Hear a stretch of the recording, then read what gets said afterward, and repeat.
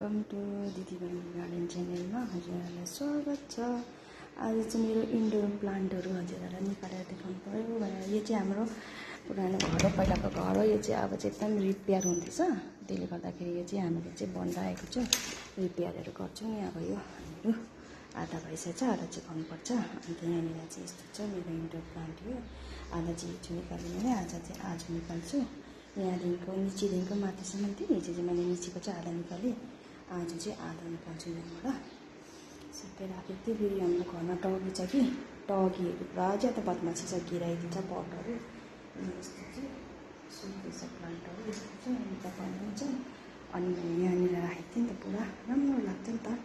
बिहानै उठेर हेर्दा फुलहरू यस्तोहरू देख्दाखेरि राम्रो लाग्छ। त्यही फुलहरू हेर्दाखेरि चाहिँ त्यसले गर्दा चाहिँ म राख्छु कि यसरी डगीले टुटाइदिन्छ। त्यसबाट यहाँनिर चाहिँ यस्तो छ इन्डोर प्लान्ट मेरो। यहाँनिर चाहिँ यस्तो छ त।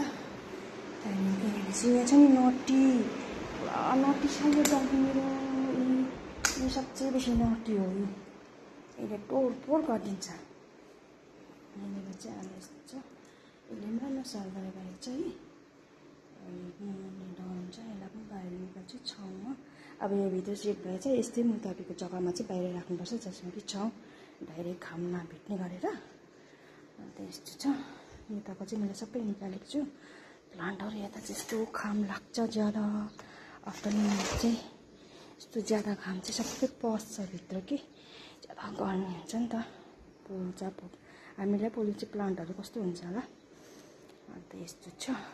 म चाहिँ यो चाहिँ फ्रिजको चिसो पानीहरू हालिदिन्छु नि त शामको टाइममा चाहिँ, गर्मीले मर्छ भनेर। यसरी गरेर चाहिँ यतापट्टि पनि सबै निकालिदिएको छु प्लान्टहरू। यतापट्टि पनि छ। अब यिनीहरू चाहिँ यिनीहरू पनि म निकाल्छु। यो माथिको त यो चाहिँ पुरै सेट भएको छ, यो त ननिकाले पनि हुन्छ। यो चाहिँ निकाल्नुपर्छ। यो पनि स्नेक प्लान्ट पनि पुरा सेट भएछ, यसलाई अब जरुरत छैन। एउटा चाहिँ एक्सेस ज्यादा लम्बा भएको छ नि त, अरू चाहिँ ठिकै छ। हजुरहरूले चाहिँ गरेर हेरिदिनुहोस्। हेरिदिनुको लागि चाहिँ थ्याङ्क यू सो मच।